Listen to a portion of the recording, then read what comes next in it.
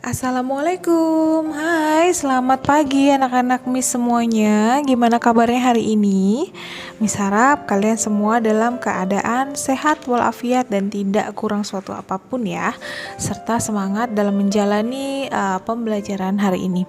Ya, hari ini Miss akan memberikan pelajaran IPA ya, di mana IPA ini kita ada di bab yang baru yaitu bab 5 tentang ekosistem. Nah, di mana KD yang akan kita pelajari adalah KD 3.5 ya, Nak ya.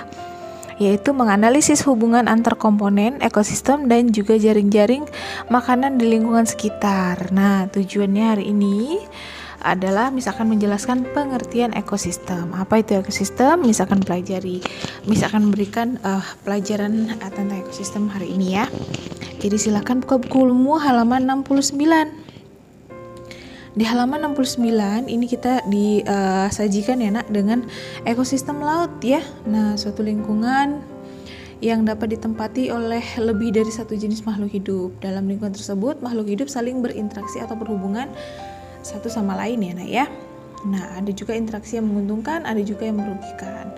Ada juga interaksi makan dan dimakan yang membentuk jaring-jaring makanan. Oke, sebelum jauh ke jaring-jaring makanan, saya akan jelaskan dulu ekosistem, pengertian ekosistem itu apa ya. Silahkan buka bukumu halaman 70. Nah, di bagian A itu ada ekosistem ya. Nah, setiap makhluk hidup ini memerlukan makhluk hidup lainnya untuk kelangsungan hidupnya ya Nak ya.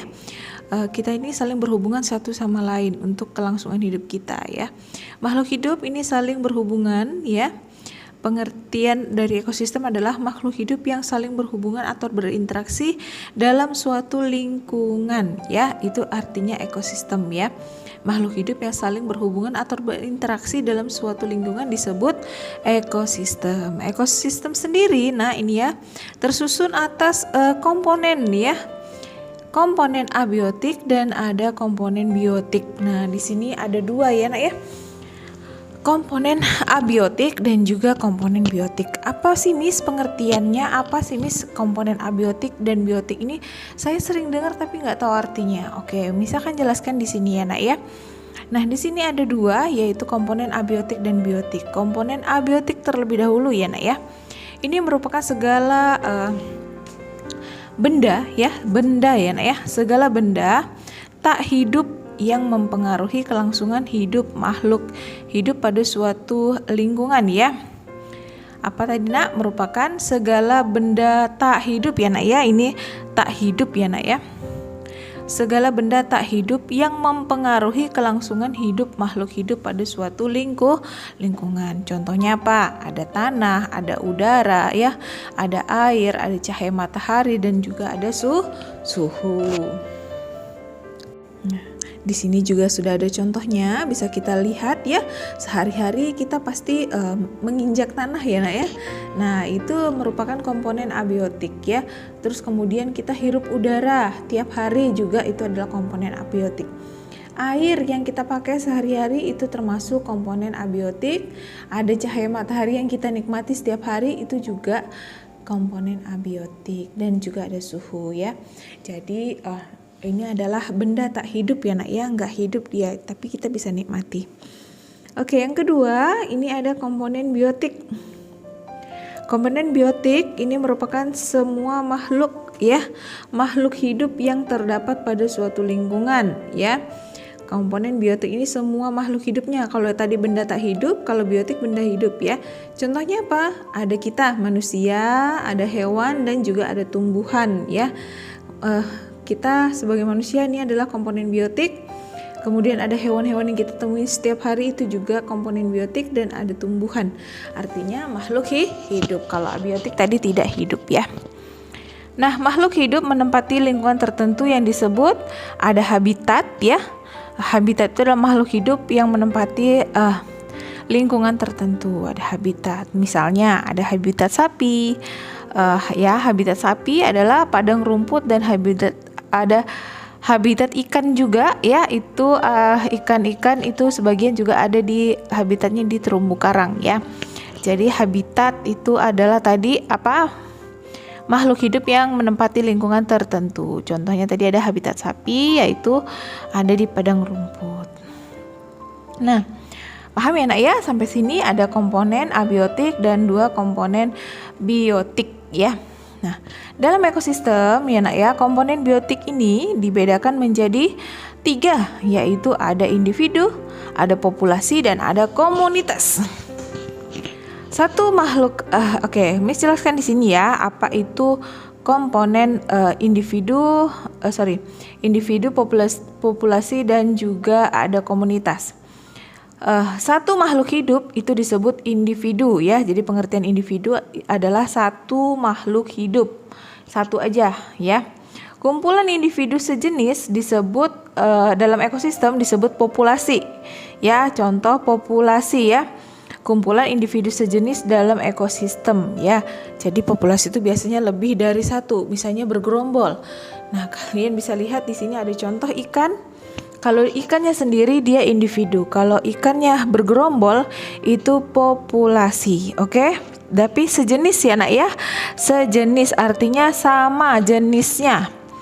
Kemudian untuk komunitas sendiri adalah kumpulan populasi ya, makhluk hidup yang tinggal di suatu lingkungan yang sama dan saling bergantung ya. Tadi itu komunitas ya nak ya.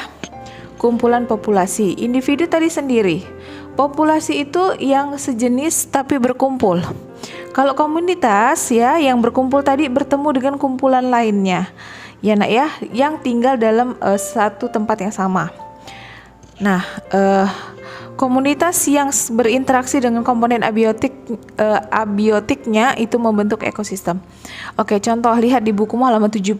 Di sana ada satu ikan disebut individu, ada populasi adalah ikan sejenis yang bergerombol. Kalau komunitas itu ikan yang tadi ya, yang sudah populasi tadi ya nak ya, ikan yang bergerombol tadi bertemu dengan ikan lainnya ya, yang bergerombol tadi ya, membentuk populasi. Nah, itulah komunitas. Di sini ada contohnya ya nak ya, silakan dilihat. Nah, ada juga contoh lainnya yaitu ada komunitas ikan, komunitas terumbu karang, ada komunitas rumput laut beserta air laut ya. Kemudian ada cahaya matahari, udara, dan suhu membentuk ekosistem terumbu karang. Itu juga bisa lihat gambarnya di bukumu juga ada. Nah, kemudian misalkan jelaskan yang terakhir. Berdasarkan cara terbentuknya, ekosistem ini juga dibedakan menjadi ekosistem alami dan juga ekosistem buatan. Dari namanya saja kita sudah bisa bedakan ya nak ya, ekosistem alami itu apa dan ekosistem buatan itu apa ya. Nah, ekosistem alami ini adalah ekosistem yang terbentuk tanpa campur tangan manusia, artinya alami. Alami ya nak ya, asli dari Tuhan gitu ya, dikasih untuk kita gitu ya. Nah, contohnya apa? Contohnya di sini ada, misalnya ada sungai, ada laut, gunung, hutan mangrove, pantai, ada rawa, gambut, dan lain-lain ya. Itu semuanya ya, kayak sungai, laut, gunung itu kan hutan itu kan memang dari Tuhan ya nak ya, itu diciptakan lingkungan itu untuk kita. Jadi bukan buatan manusia. Oke, yang kedua itu ada ekosistem buatan. Apa itu ekosistem buatan? Ekosistem yang diciptakan oleh manusia. Nah, kalau yang alami tadi tanpa campur tangan manusia, kalau buatan kita yang buat ya, manusia. Misalnya apa? Ada sawah irigasi, itu kita yang buat ya nak ya. Hutan tanaman produksi, memang sengaja untuk memproduksi misalnya ladang tebu, ladang pisang dan lain sebagainya, itu buatan kita ya. Kemudian ada bendungan ya nak ya. Kemudian ada juga perkebunan sawit dan lain sebagainya. Nah, itu termasuk ekosistem buatan. Nah, sampai sini paham ya nak ya? Sampai sini paham apa yang Miss jelaskan? Jelas sekali ya nak ya. Nah, kita juga Miss tadi sudah sebutkan contohnya. Miss yakin kalian juga sudah bisa membedakan mana ekosistem alami dan buatan, dan juga mana komponen abiotik, komponen biotik, terus kemudian mana individu, populasi, dan komunitas ya, ekosistem itu sendiri. Oke, sekian penjelasan dari Miss Deka. Semoga bermanfaat ya dan menambah pengetahuan buat kalian ya. Untuk tugas silakan kalian kerjakan halaman 71, di sana ada kuis ya. Nanti difoto aja boleh, nanti dikirim ke Miss Deka hasilnya ya. Sekian, terima kasih, selamat pagi.